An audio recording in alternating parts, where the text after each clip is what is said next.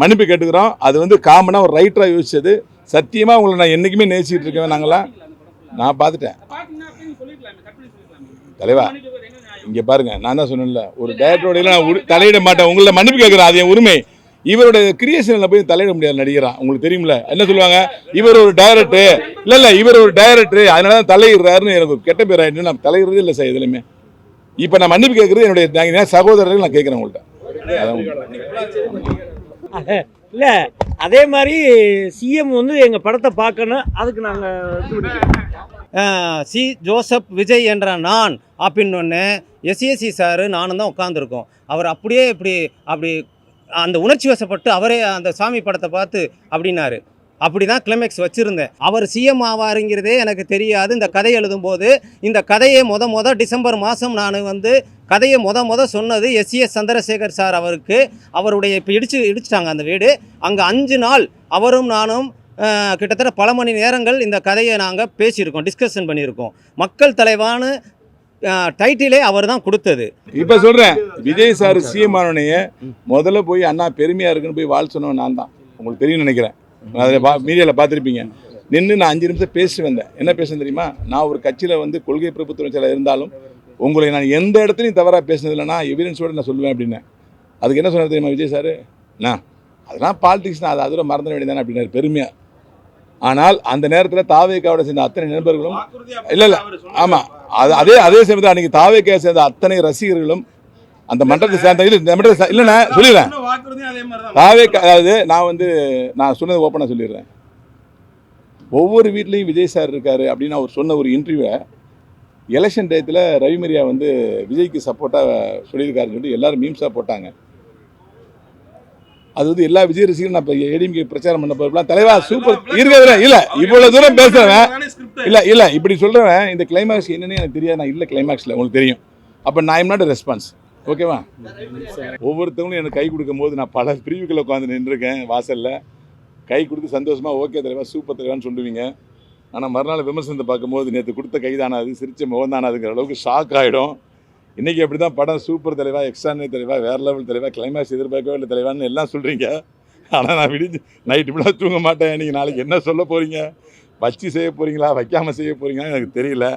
ஏன்னா நான் என்ன தான் நீங்கள் ஆதரவு கொடுங்கனாலும் உங்கள் மனசில் உள்ளதான் செய்வீங்க, உங்கள் மனசில் பட்டதான் செய்வீங்க. அதான் ஒரு அதான் ஒரு பத்திரிக்கை அதான் ஒரு பத்திரிகையாளருக்குரிய ஒரு சிறப்பு. அதை நாங்கள் நான் அன்றைக்கி ஆடியோ மீடியாவில் சொன்னேன், என்னுடைய நிறைகுறலை சுட்டி காட்டி வளர்த்துருக்கீங்க. இந்த படத்தோட நிறைவுகளையும் சுட்டி காட்டுங்க. முக்கியமாக இந்த படத்தோட ப்ளஸ் என்னன்னு நிறையா சொல்லுங்கள். குறைகளை மட்டுமே நீங்கள் தம் லைனில் போட்டுறீங்க, உள்ளே போய் பார்க்க முடியாத அளவுக்கு போட்டுறீங்க. ஆனால் உள்ளே போய் பார்த்தா நல்லா விமர்சனம் பண்ணிருக்கீங்க. பார்க்க ஆர்வம் தூண்டும் போது தம் லைன் போடுறீங்க, உள்ளே போய் பார்த்தா என்ன படம் தேராது போட்டிருக்க, பெரிய தலைவலி, என்னடா படம் இது வச்சு செஞ்சுட்டாங்க, ஐயோ போயிடாத, இப்படிலாம் தம் லைன் பண்ணுறீங்க. உள்ளே போய் பார்த்தா நல்லா பேசுகிறீங்க. அந்த உள்ள மனசை வெளியிலையும் அந்த தம் லைனையும் நல்ல படம் தான் சில குறைகள் இருக்குன்னு வேறு மாதிரி ஒரு பாசிட்டிவாக போட்டிங்கன்னா எங்களை மாதிரி ஒரு சின்ன படங்களை நம்பி எடுக்கிற, என்ன மாதிரி ஒரு நடிகரை நம்பி எடுக்கிற ப்ரொடியூசருக்கெல்லாம் ரொம்ப ஒரு நல்ல விஷயமா இருக்கும். எவ்வளோ பேர்லாம் கோடியாக சம்பாரித்து ரொம்ப நல்லா இருக்காங்க. சினிமாவில் நாங்கள் இன்னமும் ஒரு சாதாரண நிலைமையில் தான் இருக்கோம். இவ்வளோ படங்கள் நடித்தாலும் இன்னும் ஒரு சாதாரண நிலைமையில் தான் இருக்கும். அதுதான் உண்மை. அதை உணர்ந்து இந்த படத்தை நீங்கள் தயவுசெய்து உங்களுடைய மனசாட்சிக்கு உட்பட்டு எழுதி இந்த படத்தை தமிழக மக்களில் கொண்டு போய் சேர்க்கணும்னு உங்களுடைய பாதம் அணிந்து கேட்டுக்கிறேன். நன்றி, வணக்கம்.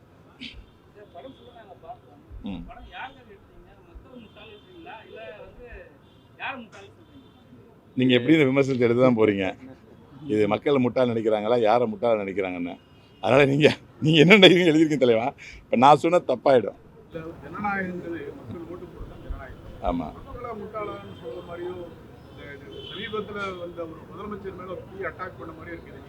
சத்தியமாக அந்த மாதிரி இல்லை. இந்த சமீபத்தில் இந்த படம் ஷூட்டிங் நடக்கப்பட்ட ஆண்டு உங்களுக்கு தெரியும். இந்த படம் ஆடியோ டப்பிங் இப்போ ஆண்டு டப்பிங் தெரியல கேட்டுங்க. இந்த படம் எடுக்கும் போது தாவேக்கா நிற்கவே இல்லை எலெக்ஷனே அனௌன்ஸ் பண்ணல. உங்களுக்கு தெரியும் தாவேக்கா எத்தனை சீட்டுகளை பெறுன்னு கூட யாருக்கும் தெரியாது. இந்த படம் ஷூட்டிங் நடிக்கும் போது எலெக்ஷனே வரல. இது கிட்டத்தட்ட ஒரு 8 மாதத்துக்கு முன்னாடி ஷூட்டிங் முடிக்கப்பட்டு 4 மாதத்துக்கு முன்னாடி டப்பிங் முடிக்கப்பட்டு இப்போ ரிலீஸ் ஆகுது. அது மட்டும் தான் உண்மையை தவிர இந்த படத்தோடைய கிளைமாக்ஸுக்கும் இப்போ நீங்கள் கேட்குற இந்த தாவேக்கா ஆட்சியோட இதுக்கும் சம்மந்தமே இல்லைங்கிறது எங்கள் சென்சாரை பார்த்தா உங்களுக்கு தெரிஞ்சிருக்கும், சென்சார் டேட்டை பார்த்தா தெரிஞ்சிருக்கும். இதான் உண்மை. இதுக்கு இவரே பதில் சொல்லுவார். ஏன்னா டைரக்டர் இது ரெஸ்பான்ஸு இல்லை இல்லை நான் ஒரே நிமிஷம் நான் விளக்கம் இதுக்கு இல்ல, எல்லாத்துக்கும் எக்ஸ்பிளைன் இல்ல, பண்ணிடுறேன். கேள்வி கேட்க சொல்லுங்க. இல்லை அவர் கேட்ட கேள்விக்கு நான் எக்ஸ்பிளைன் பண்ணிடுறேன்.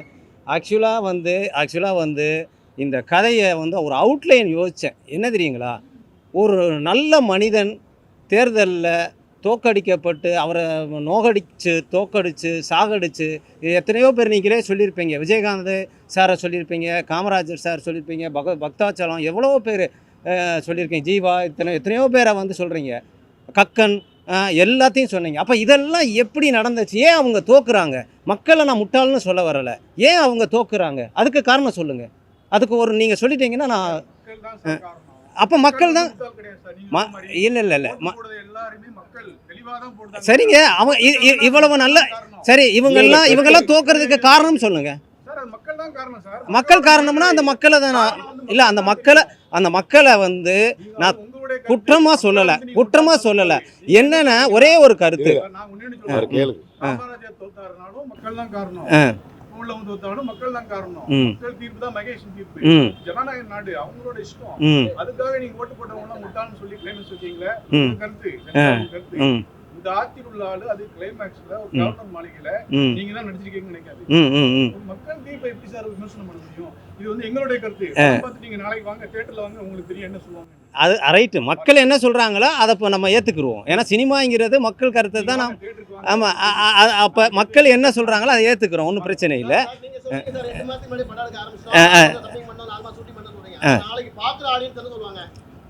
சார்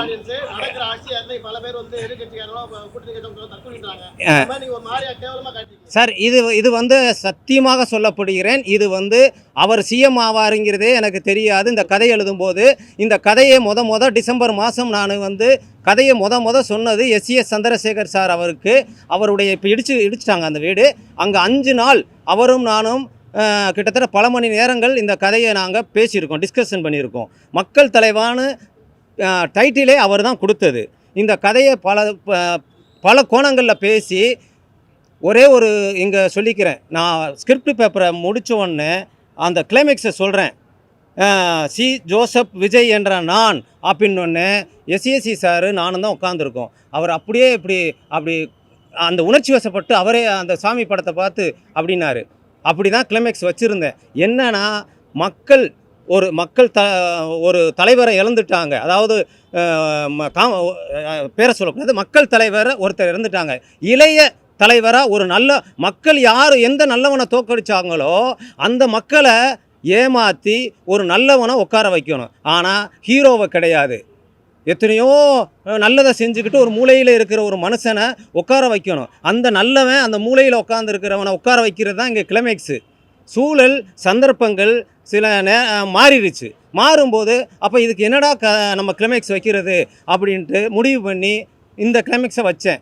ஆனால் அவர் ஐயா எஸ்ஏசி ஐயா கூட சொன்னார். என்ன சொன்னாருன்னா, இந்த காலத்தில் ஒரு கட்சி ஆரம்பித்து எடுத்த உடனே சிஎம் ஆகுறதுங்கிறதெல்லாம் ரொம்ப கஷ்டம், இவ்வளோ பெரிய 2 இயக்கங்கள் வந்து விடாது பாருங்கள், நம்ம கதையில் வந்து இப்படி வச்சுக்கிட்டா என்ன, ஹீரோவை எதுக்கிறதுக்காக 2 இயக்கங்கள் கூட்டணி போட்டாங்க அப்படின்னு கதை பிப்ரவரி மாதம் என்கிட்ட டிஸ்கஷன் பண்ணுறாரு. நான் சொல்கிறேன், சார் சினிமாங்கிறதுக்காக சில லாஜிக் வேணாமா சார், எதிர் துருவங்கள் சார், எப்படி சார் ஒன்று சேரும் அப்படின்னு. அப்போ அவர் சொன்னார் இது நடக்கும் அப்படின்னு, இந்த இது சினிமா தானங்க நம்ம எடுப்போங்க அப்படின்னு சொன்னார். சரிங்க சார் நம்ம பண்ணிக்கிறலாம் சார் அப்படின்னு.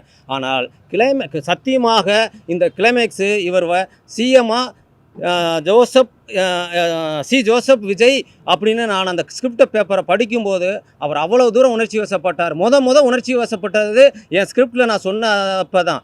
அதுக்கு பிறகு தான் அங்கே நான் பார்த்தேன் சிஎம்மாக பதவி ஏற்கும்போது. இதை நான் முன்னாடியே பார்த்துட்டேன், அவர் உணர்ச்சி வசப்பட்டு அந்த சாமி கும்பிட்டதை.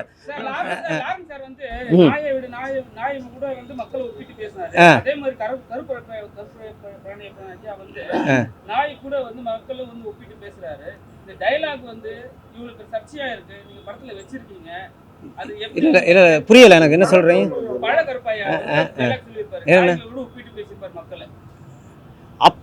அதாவதுங்க ஒரே ஒரு விஷயந்தான், பொதுவாக வந்து எல்லாரையுமே வந்து குத்தம் சொல்ல முடியாது.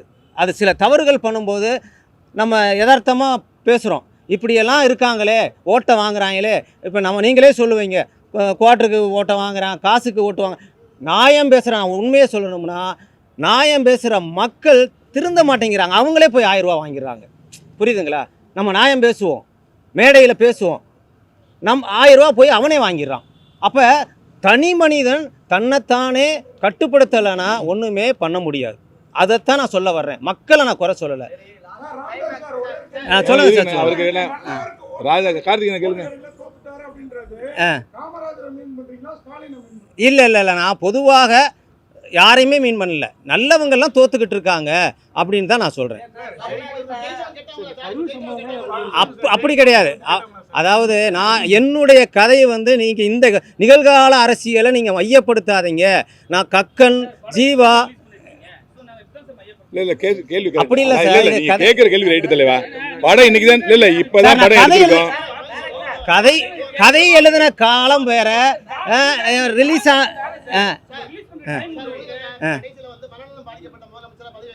சரி சார். அது சந்தர்ப்பங்கள் அப்படி ஆயிருச்சு. இது கிளைமேக்ஸ் வந்து நான் முன்னாடியே 2 கிளைமேக்ஸ் வச்சிருந்தேன். மக்களால் தோற்கடிக்கப்பட்ட ஒரு மகானை திரும்ப அந்த மகானை மக்களுக்கு ஒரு மகானை உருவாக்கணுங்கிறது ஒரு கிளைமேக்ஸு. இல்லை அப்படி இல்லைன்னா மக்கள் எப்படி மகானை தோற்கடிச்சாங்களோ அதே மாதிரி மக்களை தோற்கடிக்கணும் அப்படின்னு ஒருத்தன் நினச்சான். இந்த 2 கிளைமேக்ஸு. அதில் நான் கிளைமேக்ஸு என்னால் சந்தர்ப்பத்தில் எடுக்க முடியலை. 2வது கிளைமேக்ஸ் எடுக்கும்போது சந்தர்ப்பம் இப்படி ஒரு சூழ்நிலையை உருவாக்கிருச்சு.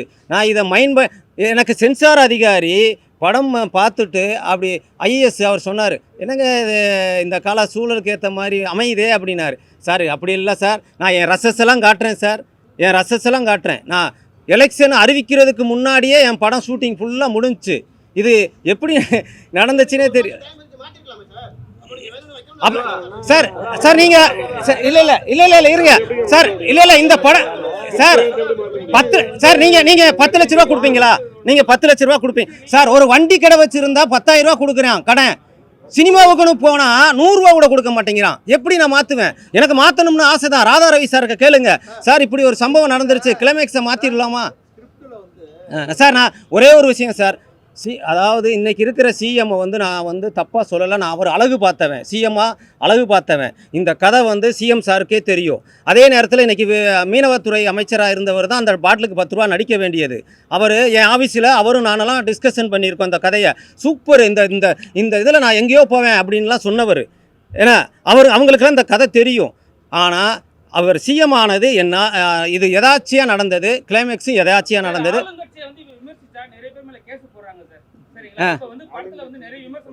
சரி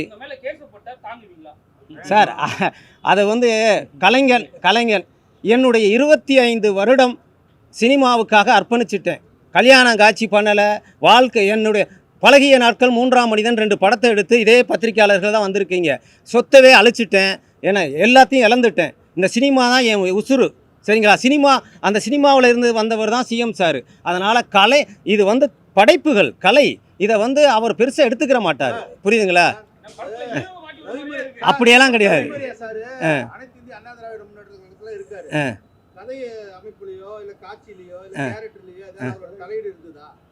அதெல்லாம் வந்து அதெல்லாம் எதுவுமே கிடையவே. நான் எல்லார்ட்டையும் பாக்கியராஜ் 3ஆம் மனிதன் பாக்கியராஜ் சார் தான் நடித்தார். அவர்கிட்ட கேட்டுக்கங்க. அவர் வந்து கதையை மாற்றும் போது நான் விட மாட்டேன். அவர் சொல்லுவார், ஏன் 40 வருஷ எக்ஸ்பீரியன்ஸு, உங்கள் வயசு, நீங்கள் என்ன ஒரு விஷயம் கூட ஏற்றுக்கிற மாட்டேங்கிறீங்க சார்.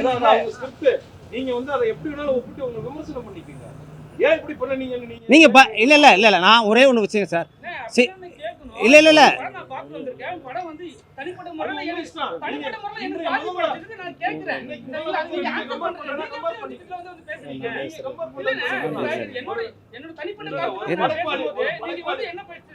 ஒரு மலைப்பாறை வந்து அவர் என்னத்தை அவர் படமா சரி சரி அண்ணே விடுங்க விடுங்க கார்த்திக் அண்ணா அண்ணா அண்ணா ஒரு ஹேண்ட்ஸமா ஒருத்தர ஹீரோ மிடில் ஏஜா இருந்தாலும் ஹேண்ட்ஸமா ஒரு ஹீரோ போட்டிருக்கீங்க. ஆனா ஹீரோயின்ஸ் என்ன ரவி மரியா கூட நடிக்க மாட்டேன்னு சொல்லிட்டாங்களா? ஏன் அப்படி ஒரு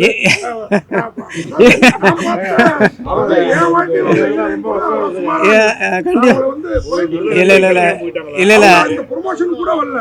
ஏன் அப்படிப்பட்டவங்கள தேர்ந்து இல்ல சார் வந்துச்சு இல்ல, இல்ல. ஆடியோ லான்ச்சுக்கு வந்துச்சு அந்த ஆடியோ லான்ச்சில் வந்தாங்க சார். என்னன்னா ஒரு சின்ன சென்டிமெண்ட் தான் சார். என்னன்னா 15 வருஷமாக சினிமாவில் போராடிக்கிட்டு இருக்கேன் சார். அழகு அழகுன்னு யாருமே வாய்ப்பு கொடுக்கல சார். நடிப்பேன் சார், நல்லா நடிப்பேன் சார், நல்லா டான்ஸ் ஆடுவேன் சார். ஒரே ஒரு வாய்ப்பு கொடுங்க சார். செத்துலாம் போல் இருக்குது, எனக்கு அவ்வளோ மன உளைச்சலில் இருக்கேன், என் சொந்த பந்தமெல்லாம் கேவலமாக பேசுது அப்படின்னு சென்டிமெண்ட்டாக சொன்னாங்க. ரெண்டாவது அவங்களுடைய கண்ணீர், இது இத்தனை ஒரு வாய்ப்பு கிடைக்காதானே எத்தனை கலைஞர்கள் அப்படியே மன உளைச்சலில் இருக்காங்க. அதுக்கு அந்த நான் மன பதில் சொல்றேன் கார்த்திக் சார். ஆக்சுவலாக வந்து நான் தான் அதை நோ சொல்லிக்கணும் ஆஸ் ஏ ஹீரோவா. நான் ஏன் சொன்னேன்னா இந்த படத்தோட கதை வந்து ஹீரோயினை வந்து மையப்படுத்தி இல்லை, நம்பர் 1. ரெண்டாவது அந்த படத்தை நீங்கள் பார்த்துருப்பீங்க, ஒரு டூயட் ஒரு சீன் தான். அப்போ டைரக்டர் ரொம்ப கஷ்டப்பட்ட படம் எடுத்தார். இவங்க 2 பேரோட உதவினா படமே ரிலீஸ் ஆயிருக்கு. அப்போ அன்னைக்கு ஹீரோயினை தேடும் போது 5 லட்சம் 10 லட்சம் போது அவங்களால கொடுக்க முடியல சார். அஸ் ஏ ஹீரோவா இது போதுங்கன்னு நான் தான் ஒத்துக்கிட்டேன். ஆமாம் ஆமாம், இதுதான் உண்மை, இதுதான் உண்மை. இல்ல எனக்கு என்னன்னா சிலுக்குவார்பட்டி சிலுக்கும் எங்களை கொஞ்ச நேரம் வந்தாலும் கலந்துட்டாங்க. ஆனா அது இன்னும் ரீச் ஆயிருக்குன்னு கொஞ்சம் அழகா போட்டுருந்தா அப்படின்னு உண்மையை கேள்வி நியாயமானது. அவரே ஃபீல் பண்ணாரு. But because of budget sir, ஓப்பனாக சொல்ல போனால். அதாவது சிஎம் பதவியோட உங்களுக்கு பணம் தான் முக்கியமா? சிஎம் பதவி கிடைக்கல நாம போராடிக்கிட்டு தான், நீங்க சிஎம் பதவி வந்து ஓடுறீங்க. நீங்க அண்ணன் ஒரு கேள்வி கேட்டார், ரவிமரியா ஏதாவது தலையிட்டாரான்னு கேட்டார் அண்ணன். ஒரு அண்ணன் நான் தலையிட்டு அந்த கேள்வி நான் கேட்டிருப்பேன். நான் இந்த பிறகு எவ்வளோ படம் நடிச்சிருக்கேன். நான் ஒரு டைரக்டருக்குனால டைரக்டரோட ஸ்கிரிப்ட் வந்து அப்படியே கன்சியூவ் பண்ணி செல்லுலாட்டில் கன்வெர்ட் பண்ணணும்னு நினைப்பேன் எப்பயுமே. அதனால அவர் சொன்னதான் சார் செஞ்சேன், இதான் உண்மை. நீங்கள் படம் பார்த்துருப்பீங்க, கிளைமேக்ஸில் நான் இல்லை. வேற எந்த ஹீரோ அண்ணா கார்த்திக் அண்ணா வேற எந்த ஹீரோ நடிச்சிருந்தாலும் அந்த ஹீரோ கிளைமேக்ஸில் அவர் தான் கிளைமேக்ஸை முடிப்பார். இல்லை முடிப்பார், இல்லை முடிப்பாருண்ணா தீர்மானி. அதுவும் அப்போ ஒரு ரவிமரியா ஒரு ஹீரோவா வந்து நான் கிளைமேக்ஸ்ல வரேன்னு அடம் பிடிக்கவே இல்லை. உங்க கதை என்ன கேக்குது பண்ணீங்க, நான் கிளைமேக்ஸ்ல இருக்க மாட்டேன். பாத்தீங்களா நான் எங்கே இருக்கேன்னா? அப்ப எவ்வளவு தூரம் டைரக்டர் சொல்றீங்க நடந்துக்குன்னு பாத்தீங்க. இவர் சார் இந்த கதையில எல்லா கட்சி ஆட்களும் இருக்காங்க, எல்லா கட்சி ஆட்களும் இருக்காங்க. பத்திரிகைக்குரிய இதுக்கு மேல கேவலப்படுத்தி இனிமே ஒரு படம் வருமானு தெரியல. என்ன அப்படி சொல்றீங்க? என்ன நான் உங்களை காசு வாங்கிட்டு தான் பண்றாங்கிறதா? இல்ல அது தவறு, அது வைக்க கூடாது. மன்னிப்பு கேட்டுக்கிறோம். அது வந்து காமனா ஒரு ரைட்டரா யோசிச்சது. சத்தியமா உங்களை நான் என்னைக்குமே நேசிச்சுட்டு இருக்கேன். நாங்களாம் நான் பார்த்துட்டேன் தலைவா. இங்க பாருங்க, நான் தான் சொன்னேன்ல, ஒரு டைரக்டரோட நான் தலையிட மாட்டேன். உங்களை மன்னிப்பு கேட்குறேன், அது என் உரிமை. இவரோட கிரியேஷனில் போய் தலையிட முடியாது நடிகரான். உங்களுக்கு தெரியுமில்ல என்ன சொல்லுவாங்க, இவர் ஒரு டைரக்டர், இல்லை இவர் ஒரு டைரக்டர் அதனால தான் தலையிடுறாருன்னு எனக்கு ஒரு கெட்ட பேர் ஆகிட்டு நான் தலையிடுறது இல்லை சார் எதுலையுமே. இப்போ நான் மன்னிப்பு கேட்குறது என்னுடைய சகோதரர்கள் நான் கேட்குறேன் உங்கள்கிட்ட. சொல்லுங்க. சரி சரி தேர்தலை கிண்டல் பண்ணிருக்கீங்க. மக்கள் தீர்ப்பு, மகேசன் தீர்ப்பு, ஒரு கோமாளி முதலமைச்சர் ஆயிட்டாங்க. இந்த படத்தோட தீர்ப்பு நாளைக்கு தெரியும், வெள்ளிக்கிழமை தெரியும். ஏத்துக்குவீங்களா? அது கண்டிப்பா ஏத்துக்குறேன், அது கண்டிப்பா ஏத்துக்குறேன். ஏன்னா மக்கள் எங்களோட கருத்தை நாங்க சொல்லிட்டோம். ஓகே கண்டிப்பா 4 வாரம் போடும், அது கன்ஃபார்ம். சார் எதுவா இருந்தாலும் சார் நான் ஏற்கனவே பாருங்க, எனக்கு இவர் கிளைமா இன்னும் தெரியுமா உங்களுக்கு, இவர் இந்த படத்துல என்ன கிளைமாஸ் எடுக்கிறாருன்னு தெரியாது. இப்ப சொல்றேன் விஜய் சார் சிஎம் ஆனோனையே முதல்ல போய் அண்ணா பெருமையா இருக்குன்னு போய் வாழ் சொன்னவன் நான் தான். உங்களுக்கு தெரியும் நினைக்கிறேன், அதில் மீடியாவில் பார்த்துருப்பீங்க. நின்று நான் 5 நிமிஷம் பேசிட்டு வந்தேன். என்ன பேசுன்னு தெரியுமா? நான் ஒரு கட்சியில் வந்து கொள்கை பிரபுத்துவத்தில் இருந்தாலும் உங்களை நான் எந்த இடத்துலையும் தவறாக பேசினது இல்லைனா எவிடன்ஸோடு நான் சொல்லுவேன் அப்படின்னு. அதுக்கு என்ன சொன்னார் தெரியுமா விஜய் சார்? அதெல்லாம் பாலிடிக்ஸ் தான், அது அதோட மறந்துட வேண்டியதானே அப்படின்னாரு பெருமையாக. ஆனால் அந்த நேரத்தில் தாவேக்காவோட சேர்ந்த அத்தனை நண்பர்களும் இல்லை ஆமாம், அதே சமயத்தில் அன்றைக்கி தாவேக்கா சேர்ந்த அத்தனை ரசிகர்களும் அந்த மன்றத்தை சேர்ந்த இல்லைண்ணா சொல்லிடுறேன். தாவேக்கா அதாவது நான் சொன்னது ஓப்பனாக சொல்லிடுறேன். ஒவ்வொரு வீட்லேயும் விஜய் சார் இருக்காரு அப்படின்னு அவர் சொன்ன ஒரு இன்டர்வியூவை எலெக்ஷன் டயத்தில் ரவிமரியா விஜய்க்கு சப்போர்ட்டாக சொல்லியிருக்காருன்னு சொல்லி எல்லாரும் மீம்ஸாக போட்டாங்க. அது வந்து எல்லா விஜய் ரசிகரும் நான் இப்போ ஏடிஎம்கே பிரச்சாரம் பண்ண போகலாம் தலைவா சூப்பர் இருக்கிறேன் இல்லை இவ்வளோ தூரம் பேசுகிறவன் இல்லை இப்படி சொல்கிறவன் இந்த கிளைமேக்ஸ் என்னன்னு எனக்கு தெரியாது, நான் இல்லை கிளைமேக்ஸில் உங்களுக்கு தெரியும். அப்போ நான் எம் நாட் ரெஸ்பான்ஸ், ஓகேவா?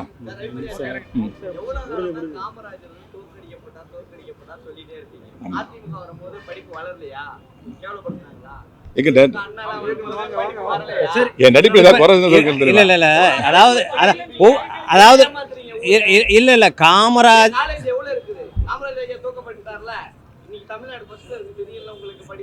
எல்லாமே இல்லை இல்லை ஒரு கலைஞர் இல்லை ஒரு கலைஞனா நான் சிறு வயதில் படித்த சில கருத்துக்களை வச்சு எடுத்தேன். என்னென்னா ஒரு கதையாக பார்ப்போம்ல, கக்கன் சார் போய் பாய் கூட இல்லாமல் படுத்தார் அப்படிங்கும்போது ஒரு சென்டிமெண்ட்டு மனசு பாதிச்சது.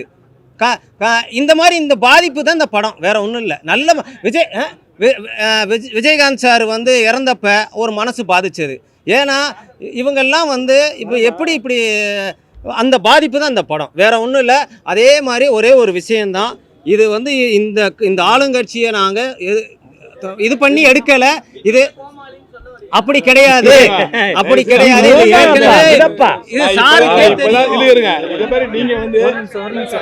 இந்த மாதிரி நீங்களே பாருங்க, இப்ப யாரு கேவலப்படுத்துறது கவர்மெண்ட்? நீங்க உங்க கேள்வி மூலம் நீங்க தான் கேவலப்படுத்துறீங்க. நாங்க விஜய் சாரை மதிக்கிறோம், முதல் வாழ் சொல்லியிருக்கோம், அவர்கிட்ட நான் 10 நிமிஷம் பேசி வந்திருக்கேன். அவருடைய மரியாதை அவர் நான் வச்சு அன்பை சொல்லிட்டு இருக்கேன்.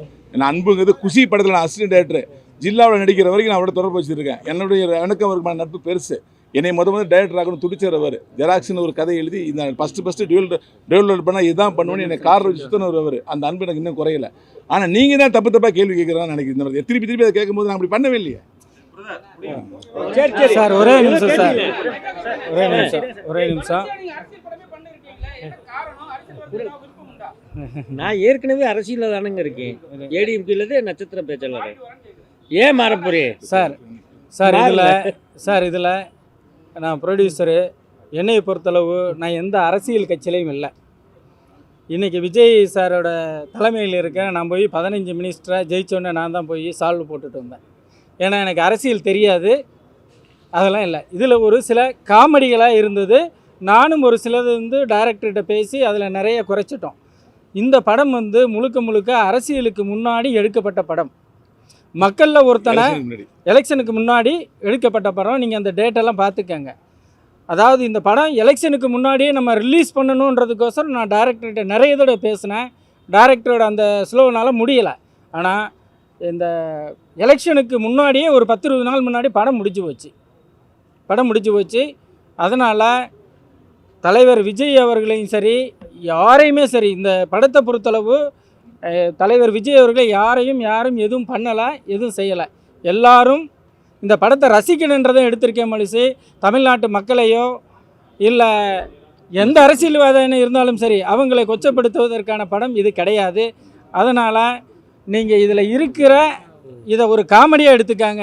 மற்றபடி அந்த தலைவர் இப்படி இருப்பாரோ, இந்த தலைவர் இப்படி இருப்பாரோ, இல்லை காமராஜரை திரும்பி கொண்டு வர்றீங்கன்றதை நீங்கள் தயவுசெய்து எடுத்துக்கிற வேணாம். நான் ஃபஸ்ட்டு ப்ரொடியூசர். நான் ஒரு கிராமத்திலேருந்து வந்திருக்கேன். எல்லா ஆட்சியிலையும் எல்லா மக்களையும் போய் ஒரு சால்வை போட்டு ஜெயிச்சவங்களை சந்திச்சுட்டு வரோம். ஒவ்வொரு மக்களும் ஒரு நல்லதும் செய்வார். இன்றைக்கி விஜய் வந்து பல நல்லது செய்கிறாரு. அடுத்த ஒரு படம் எடுத்து வாய்ப்பு இருந்தால் அவர் நன்மைகளெல்லாம் சொல்லி காமிக்கக்கூடிய ஒரு வாய்ப்பு கண்டிப்பாக எனக்கு இருக்கும். அதனால் நாங்கள் இது அரசியலில் இப்போ இதுவரைக்கும் ஆண்ட அரசியல்வாதிகளை யாரையுமே குறை சொல்லி இதில் நாங்கள் படம் எடுக்கவே கிடையாது சார். நன்றி சார்.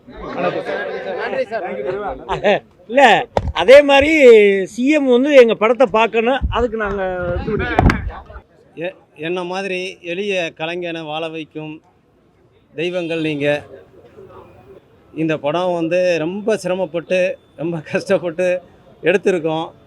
அதே நேரத்தில் இதுக்கு மிகப்பெரிய உதவியாக இருந்த கவிதாலயா சரவணன் கிரியேஷன்ஸ் சரவணன் சார் அவர்களுக்கு கோடான கோடி நன்றியை தெரிவிச்சுக்கிறோம். அதுக்கு பிறகு இந்த படத்தின் மிக முக்கியமான தூண் அக்னி எஸ் வருண் அவர்களுக்கும் இந்த நேரத்தில் ரொம்ப நன்றியை தெரிவிச்சுக்கிறோம். முக்கியமாக ரவிமரியா சார் ரொம்ப ஒத்துழைப்பு கொடுத்தாரு இந்த படத்துக்கு. அவர் இல்லைன்னா கொஞ்சம் இந்த மாதிரி என்டர்டெயின்மெண்ட்டாக இருந்திருக்காது. எல்லா விதத்துலேயும் எனக்கு உதவி பண்ணார். அதுக்கடுத்து கஞ்சா கருப்பண்ணன், அதுக்கு பிறகு இதில் நடித்த அக்னி எஸ் வருண் சிறப்பாக புதுமுகம்ங்கிற அந்த கஷ்டத்தையே கொடுக்கல. இவரை வச்சு இன்னும் ஒரு 10 படம் நான் எடுக்கலாங்கிற ஒரு ஐடியாவில் இருக்கேன். 50 படமா சொல்லி விடுங்க ஏங்க 10 படம் அந்த அளவுக்கு ஷார்ப்பாக டைமுக்கு வருவார். ஒரே டேக்கு தான். என்னடா இவர் 5-6 டேக் எடுத்துருவாரேன்னு பயப்பட வேண்டிய அவசியமே இல்லை. மற்றபடி நீங்கள் எல்லாரும் இந்த படத்துக்கு நல்லபடியாக ப்ரொமோஷன் கொடுத்து எங்களை வாழ வைக்கணும். உங்கள் எல்லாத்துக்கும் என்ன மனமார்ந்த நன்றி. வணக்கம். இங்கே வருகை தந்திருக்கும் பத்திரிகையாளர்களுக்கும் பொதுமக்களுக்கும் இந்த ஷோவில் கலந்து கொண்ட அனைவருக்கும் எனது முதற்கண் வணக்கத்தை தெரிவித்துக் கொள்கிறேன். என் பேர் கவிதாலய சரவணன். நான் இந்த தமிழ் இண்டஸ்ட்ரிக்கு புதுசு. என்னுடைய தேனி மாவட்டத்தை சேர்ந்த டைரக்டர் என்கிட்ட கதை சொன்னார். கதை பிடிச்சிருந்தது. அதை விட ஒரு முக்கியமான விஷயம் என்னென்னா, இதில் நடித்த அத்தனை பேரும், இவங்களாம் நான் திரையில் தான் பார்த்துருக்கேன், சினிமா திரையில். இவங்க அனைவரும் என் வீட்டுக்கு ஒரு உறவினர்கள் போல்.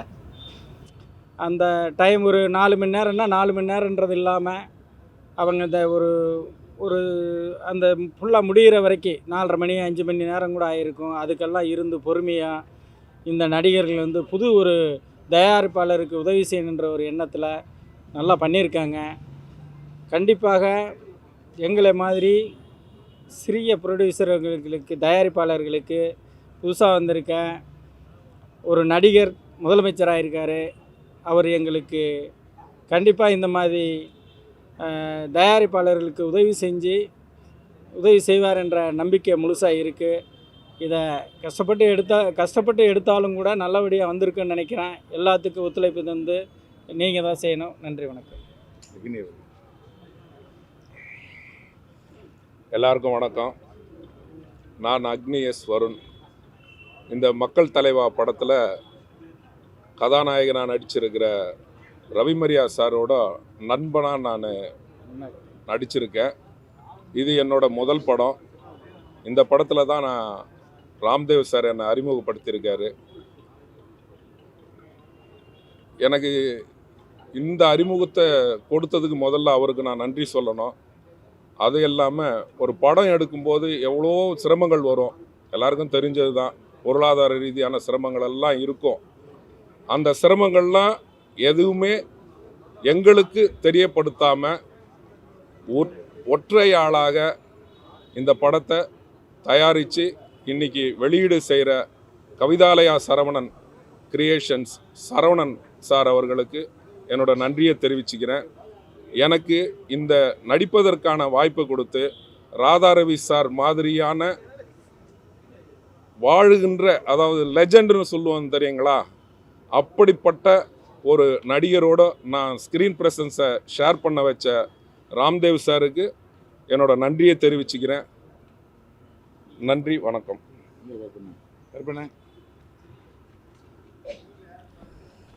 உண்மையிலே ஒரு படம் எடுக்கணும்னா எவ்வளோ கஷ்டம், அந்த படத்தை ரிலீஸ் பண்ணுறதா இருந்தால் எவ்வளோ கஷ்டம். அந்த பாதையில் நான் நடந்திருக்கேன். எனக்கு நிறையா அந்த அனுபவங்களை சொல்லியிருக்கேன். இன்றைக்கி படம் ரிலீஸ் ஆகணும்னு நம்ம டேட்டை போட்டு அடிச்சிருவோம். அடித்தா அது ரிலீஸ் பண்ணாமல் மாறிடும். அதனால எவ்வளோ வேதனைப்பட்டிருக்கோம்னு எனக்கு தெரியும். அப்படிப்பட்ட ஒரு சூழலில் இன்றைக்கி இவ்வளோ உரிய நடிகர் பட்டாளத்தை வச்சு எடுத்த நம்ம தயாரிப்பாளர் நம்ம கவிதாலயா அண்ணன் சரவணன் அவர்களுக்கு ரொம்ப நன்றியை சொல்லிக்கிறேன். அது மட்டும் இல்லை, என்னுடைய மாம்சு வருணுக்கு ரொம்ப நன்றியை சொல்லிக்கிறேன்னு. ஏன்னா அவரும் இந்த படத்துக்கு பெரிய சப்போர்ட் பண்ணார். அதை மறக்க முடியாத சூழல். அது மாதிரி இப்போ அண்ணன் ரவிமரியா நிறைய படங்கள் எனக்கு கதை வசனம் எழுதும் போது சொல்லியிருக்காரு. ஆனால் அவர் கூட நான் நடிக்கலை. அவர் காம்பினேஷன் எனக்கு கிடைக்கல. இந்த படத்தில் முழுக்க அவரோட ட்ராவல் பண்ணுறாப்புல இருந்துச்சு. அதுக்கு ரொம்ப நன்றியை சொல்லிக்கிறேன். இந்த படத்துக்கு ஒரு அச்சாணியாக இருந்த ராம்தேவுக்கு ஒரு பெரிய நன்றியை சொல்லிக்கிறேன்னா, அவருக்கு சல்ட்டே அடிக்கணும். கடைசி சீன் வைக்கவும் நானே பார்த்து, நான் ஒரு காமெடி இருந்தேன், இவரை பார்த்து நான் சிரிச்சிட்டேன். அதுதான் பெரிய விஷயம். அண்ணே கவிதாலயா சரவணனே நடிச்சிருக்காரு. ஆனால் விக்கு வச்சுருக்காரு. எனக்கு கொஞ்சம் அடையாளம் தெரியல, யாரோ ஒரு புது ஆள் மாதிரி இருக்குது அப்படின்னு. அவ்வளோ சூப்பராக பண்ணியிருக்காரு. அதெல்லாம் நினைக்கும் போது சந்தோஷம். ராதாரவி நடிச்சிருக்காங்க, பேரரசு சித்தப்பா நடிச்சிருக்காரு, பழக்கருப்பையா ஐயா அப்பா நடிச்சிருக்காரு, நாளி சம்பத் ஐயா பிரம்மாண்டமான ஒரு நடிகை. அவர் எந்த பக்கத்துமே கரெக்டாக இருப்பார். நல்லா பண்ணியிருக்காங்க. நல்ல விஷயத்த யூஸ் பண்ணியிருக்காரு ராம்தேவர். இன்றைக்கி ஃப்ரெஷ்ஷாக போட்ட தோசை 19ஆம் தேதி எல்லோரும் ஃப்ரீயாக சாப்பிட்லாம். நல்லா சாப்பிடுங்க. இதை பார்த்து நிறையா பேர் ரசிப்பீங்க. அடுத்து இப்போ அரிசி சின்னம் வச்சுட்டோம், அடுத்த சின்னம் என்ன வைக்க போறீங்க? மக்கள் சப்போர்ட் பண்ணுவோம். ஆமாம், ஏன்னா இப்போ அரிசி சின்னம் நாங்கள் வச்சுட்டோம். அடுத்து உள்ள வெளியே அடுத்த சின்னம் நாங்கள் யோசிச்சுக்கிட்டு இருக்கோம். கூடிய சீக்கிரமே இதே டீமு அடுத்து இந்த படம் 100வது நாள் ஓடி அந்த வெற்றி விழாவை கொண்டாடிட்டு நாங்கள் அடுத்து ஷூட்டிங்கில் பார்க்குறோம். நன்றி, வணக்கம். எங்களின் அழைப்பை ஏற்று வருகிற 19ஆம் தேதி வெளியாக போகின்ற எங்களது மக்கள் தலைவா படத்தின்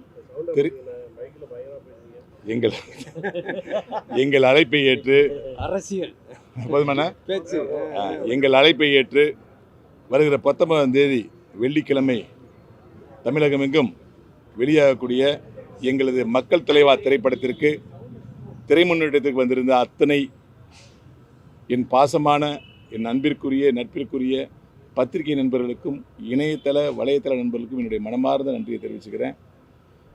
இந்த படத்தை ரொம்ப சிரமப்பட்டு பல்வேறு சிரமங்களுக்கிடையே படம் பண்ணி சென்சார் வாங்கி இன்றைக்கி ரிலீஸ் அளவு கொண்டு வந்த எனது ஆரூர் அண்ணன் திரு கவிதாலயா சரவணன் அவர்களுக்கும், என்னுடைய ஆரூர் சகோதரர் திரு வருண் அக்னி என்கிற வெங்கட் அவர்களுக்கும் என்னுடைய மனமார்ந்த நன்றி. பல வருஷம் காமெடியனா, வில்லன் காமெடியனா, குணச்சித்திர கேரக்டரா, டைரக்டரா, வசனகர்த்தாவா, கதை வசனகர்த்தாவா பயணிச்ச என்னைய ஏன் இவர் ஹீரோவை நடிக்கக்கூடாது அப்படின்னு ஒரு சிந்தனையில் முதல் முறையாக படத்தின் கதாநாயகனாக்கிய ஒரு நல்ல மூளைக்கு சொந்தக்காரர், ஒரு தூய சிந்தனைக்கு சொந்தக்காரர், ஒரு தொலைநோக்கு சிந்தனைக்கு சொந்தக்காரர், அன்பு சகோதரர் இயக்குனர் திரு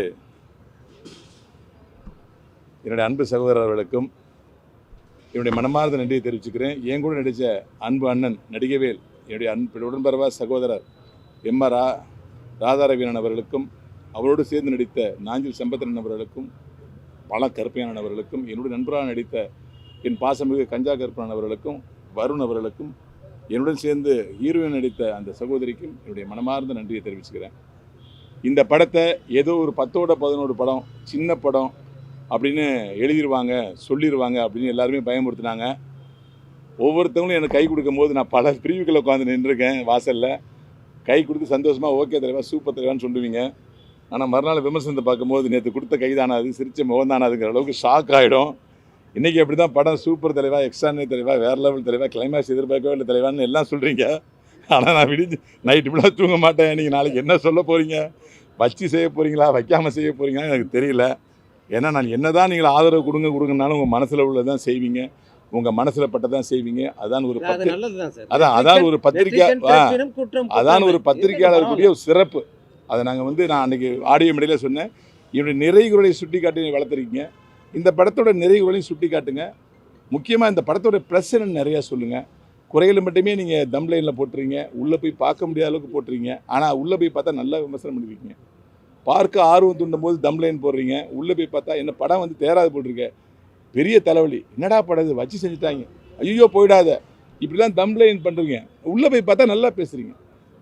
அந்த உள்ள மனசை வெளியிலையும் அந்த தம் லைனையும் நல்ல படம் தான் சில குறைகள் இருக்குன்னு வேறு மாதிரி ஒரு பாசிட்டிவாக போட்டிங்கன்னா, எங்களை மாதிரி ஒரு சின்ன படங்களை நம்பி எடுக்கிற, என்ன மாதிரி ஒரு நடிகரை நம்பி எடுக்கிற ப்ரொடியூசருக்கெல்லாம் ரொம்ப ஒரு நல்ல விஷயமா இருக்கும்.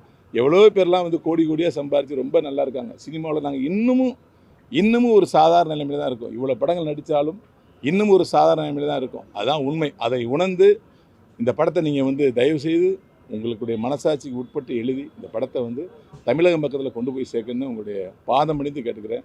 நன்றி, வணக்கம்.